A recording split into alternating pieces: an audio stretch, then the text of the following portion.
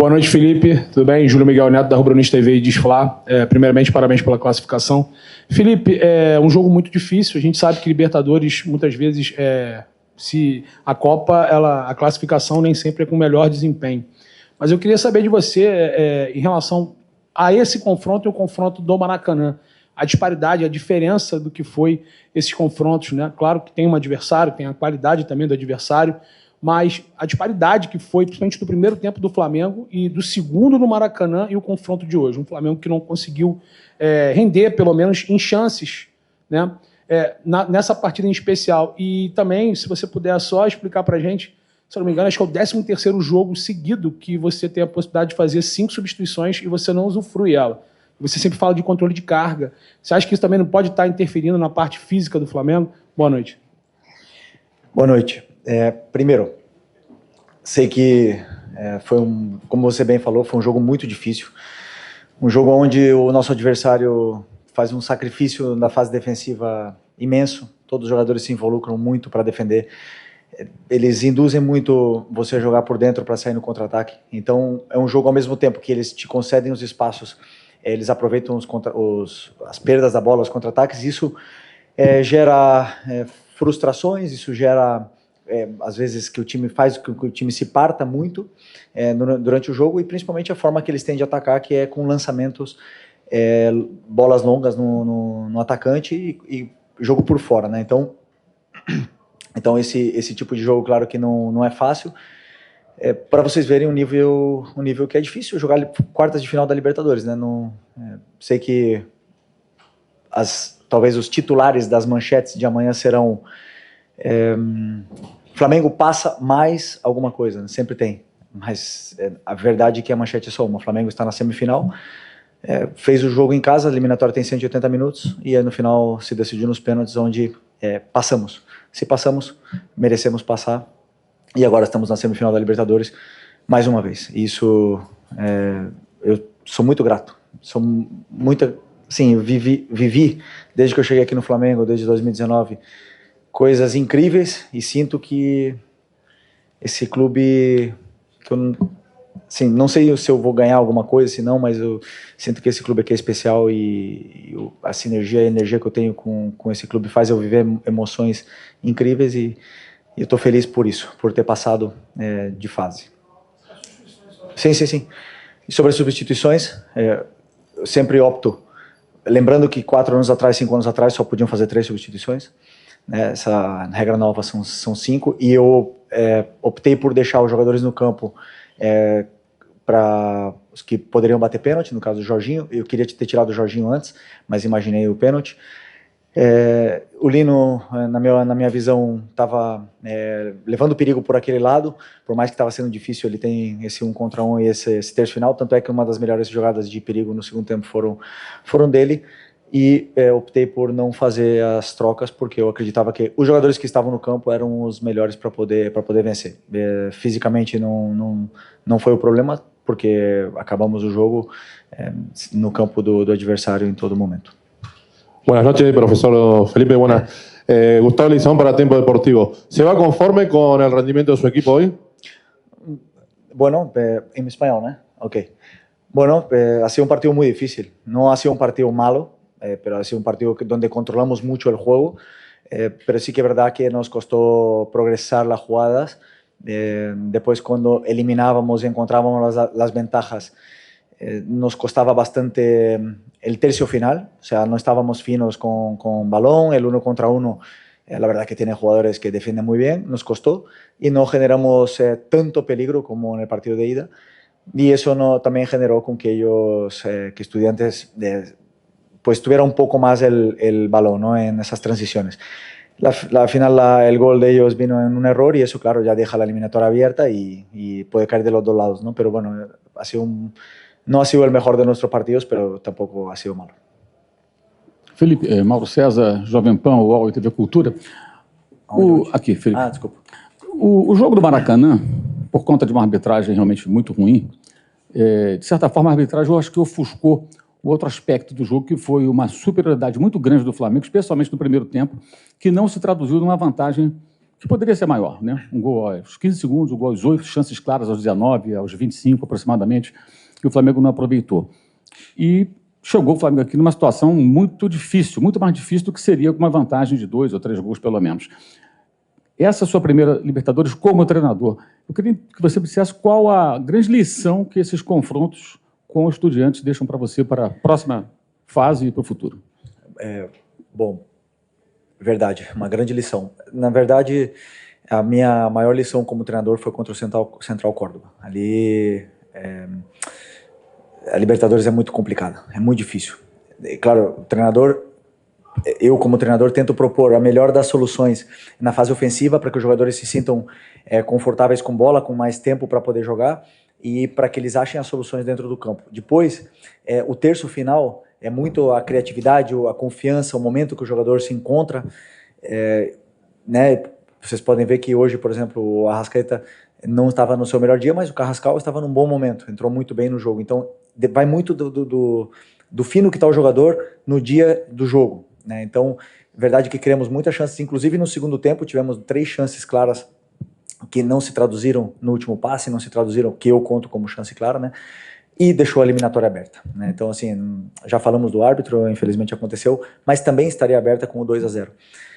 Então eu falei, o que eu tentei falar para os jogadores foi que para ganhar a Libertadores, às vezes temos que passar por essas provações. Né? Foi assim em outros anos também, são jogos muito difíceis e temos que saber passar por esses momentos para chegar em mais uma semifinal de Libertadores. Não sei quantas o Flamengo chegou na sua história, mas eu lembro que ficou, quando eu cheguei aqui em 2019, eu já estava 38 anos sem chegar. Então, tô muito feliz de poder estar em mais uma semifinal e agora tratar com o respeito e o carinho que se merece, porque é o sonho de todo mundo ganhar essa Libertadores.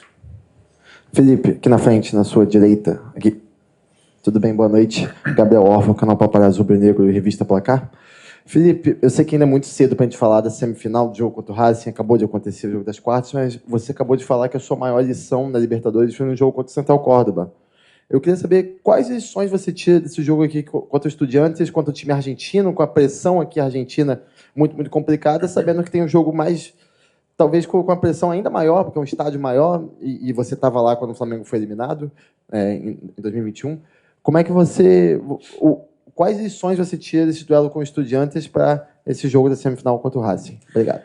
Cada time, cada jogo tem uma história diferente, um contexto diferente, mas na verdade é que as equipes argentinas são muito competitivas. Né? Então, esse é o primeiro ponto, igualar essa intensidade, essa competitividade, que é o que tentamos fazer sempre contra esses times argentinos. E o que mais me surpreende deles como treinador é ver o quanto eles conseguem cobrir de campo com sacrifício. Né? Às vezes em inferioridade numérica, um atacante marcando 2, 3 jogadores, e isso me surpreende porque faz com que seja complicado, né? No futebol.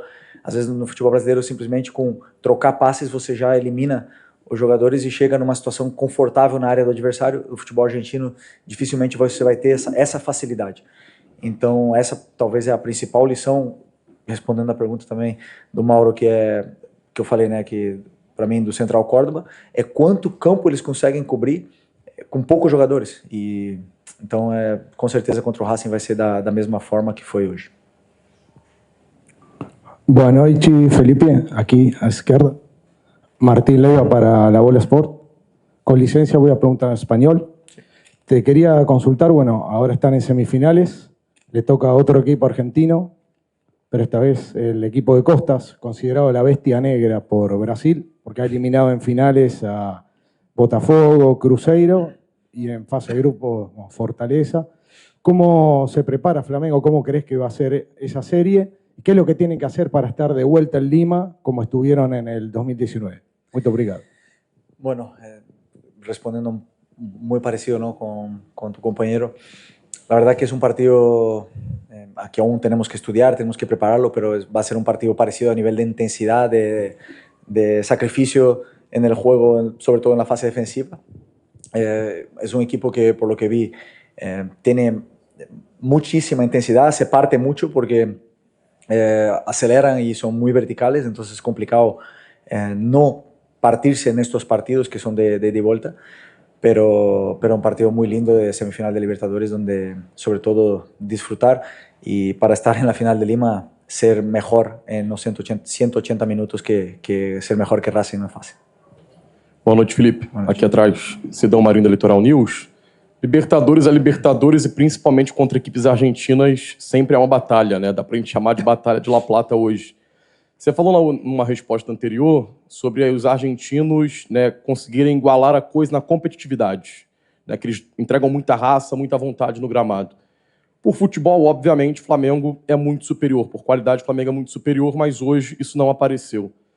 Você acredita que é possível para a semifinal a sua equipe também entrar no gramado com essa competitividade parecida com a da equipe argentina para enfrentar o Racing?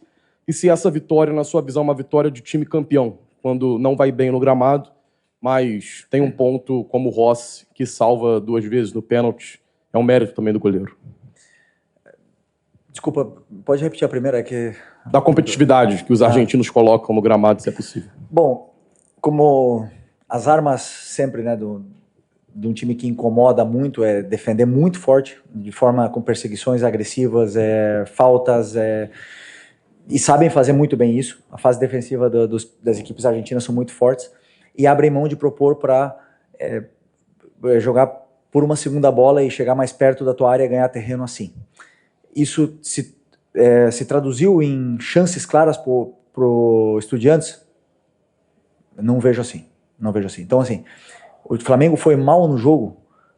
Eu poderia dizer que o Flamengo não foi o Flamengo que vocês estão acostumados a ver. Muito por mérito do Estudiantes, que conseguiu realmente incomodar, anular, mas a gente teve todo o controle do jogo no primeiro tempo, tivemos a bola, tivemos a posse. Chegamos muitas vezes na área do adversário, porém o último passe, a última finalização, o último drible não estava saindo. E isso fez com que, claro, os jogadores perdessem bola, o time se partisse em várias situações. Mas dizer que o Estudiantes foi superior é um pouco, para mim, não condiz com a verdade. Tanto é que tivemos o segundo tempo todo tentando, perto da área deles ali, machucá-los. Na verdade que não conseguimos, como eu falei, progredir nesse terço final, e é algo que temos que melhorar e continuar trabalhando. Você acha que é a vitória do time campeão? Para vencer a Libertadores tem que passar por muitas provações, e ainda faltam 3 jogos. Então, para ser campeão tem que passar por uma semifinal que vai ser muito complicado.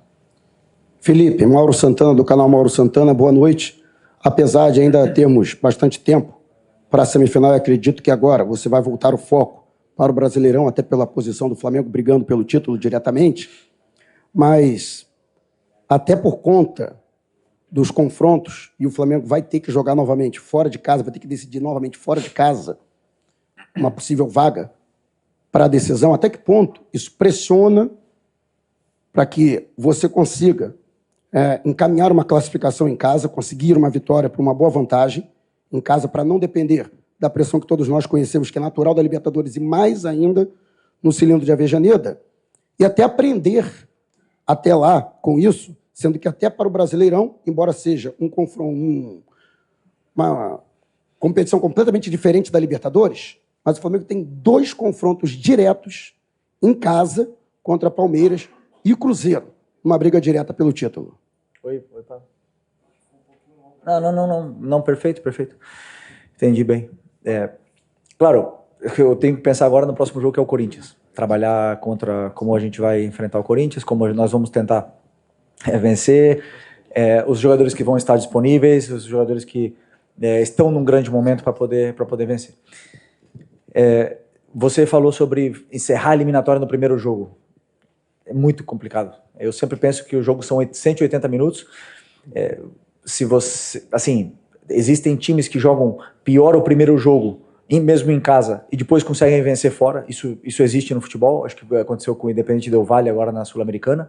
Isso acontece. Então, para mim, não existe nunca você fechar uma eliminatória, a não ser que for, claro, um resultado absurdo, que é raro. É raro numa semifinal de Libertadores, onde um time que é super competitivo está enfrentando você com as suas armas. Então, o que nós temos que fazer é ser sólidos, melhorar na marcação, melhorar na defesa, melhorar com a bola, melhorar no ataque, melhorar em todos os aspectos para poder fazer jogos praticamente perfeitos, do jeito que foi o primeiro tempo contra o Estudiantes no outro dia, para poder realmente chegar nessa final tão sonhada.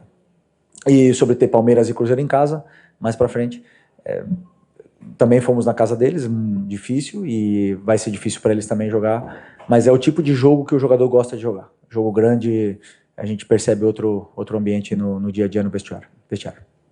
Felipe, Ivan Trindade, canal Fla Urgente.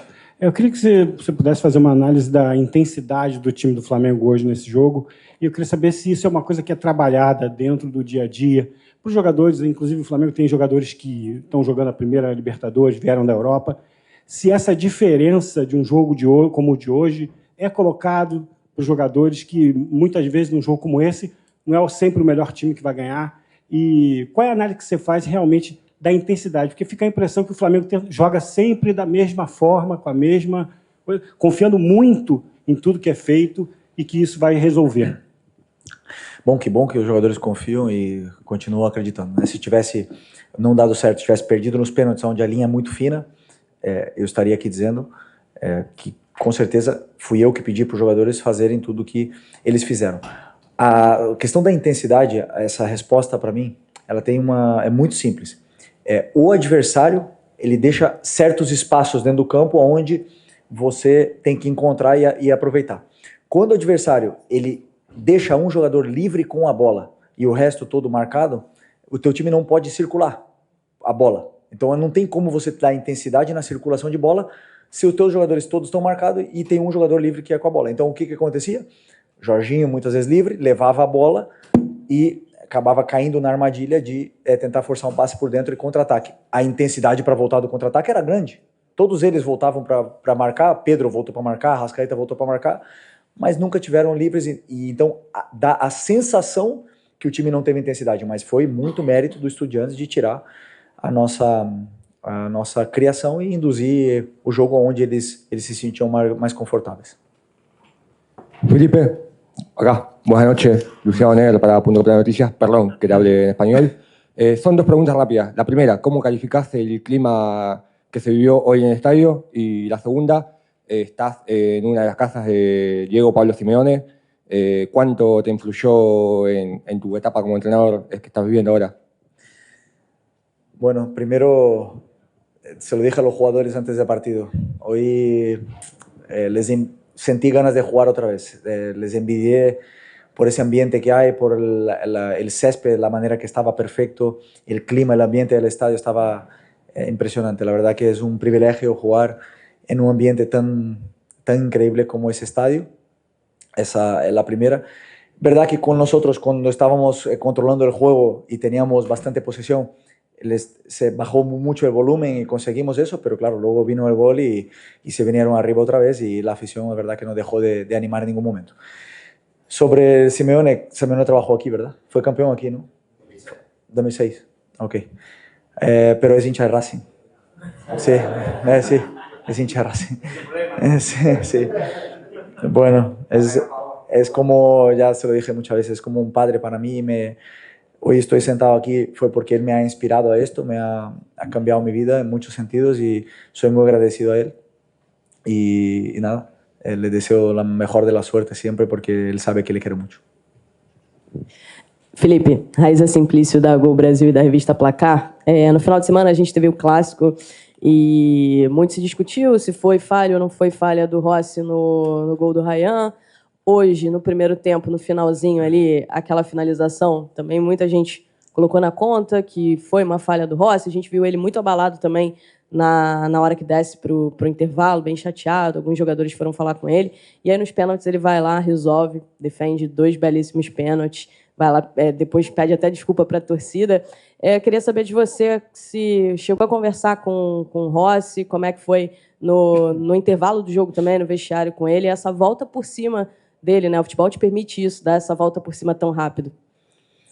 Pois não, o Rossi ele tem a nossa confiança, tem o carinho dos jogadores do grupo e os erros eles acontecem. É verdade que quando um goleiro erra é fatal, né? Você se expõe muito e, claro, um goleiro tem que estar no nível de concentração altíssimo sempre porque um erro te elimina, né? Então acontece, a única coisa que eu falei, ficar tranquilo, continua da mesma forma, que isso não afete, porque ele tem a confiança de todos. E quando veio os pênaltis, ele veio falar para mim, eu deixa comigo que eu errei antes, mas eu vou classificar a gente agora. Eu acreditei e por sorte, fez 2 grandes defesas e conseguimos passar. Mas é importante que, eu sempre penso assim, quando o jogador erra, analisar o erro, não se esconder do erro, colocar no campo o que aconteceu e treinar esse tipo de lances, porque só, para mim, as correções e o trabalho em cima do que você errou é o que faz você evoluir e melhorar. Mas ele tem a confiança de todos nós. Felipe, Simon Ledo, do Coluna do Fla, de forma bem sucinta, você falou que os jogadores estavam perdendo os últimos passes ali sempre, não finalizando. Você acha que o excesso de qualidade do time, tecnicamente, atrapalha nessa parte da vontade de finalizar? De finalizar como? Na verdade, o excesso de qualidade técnica acaba interferindo na finalização mesmo, dos caras quererem chutar e ficam sempre dando um toque a mais e não finalizam nunca. Hoje a gente percebeu bastante isso, né? Não acredito nisso. Eu acredito que hoje eles não conseguiram se encontrar da mesma forma, as relações não estavam iguais que no outro jogo. Todos os nossos jogadores estavam com uma marca individual e eles não conseguiram se conectar. Eu senti que o nosso time estava um pouco distante, entre Lino, Arrascaeta, Plata mesmo e o próprio Pedro. Eles não conseguiam se conectar entre eles. Depois eu vou analisar, ver o que aconteceu exatamente. Mas não é fácil sempre jogar fora de casa, na Libertadores, com esse ambiente e com a eliminatória, e com o que está em jogo, né? Sempre jogar o jogo e não o que está em jogo é muito complicado para a cabeça do jogador. Então, mas o que eu notei foi um pouco isso, essas distâncias não estavam bem. Sobre finalizar, eu acredito que o jogador pode tomar decisões erradas, os que tomam as melhores decisões são os jogadores mais caros do mundo. Nós temos aqui os melhores jogadores com mais qualidade, talvez da América do Sul, mas nem sempre escolhem certo, né? Então, depois eu vou analisar com mais calma, mas quando normalmente tem espaço para chutar, eles vão chutar. Muito obrigado. Obrigado, boa noite, pessoal.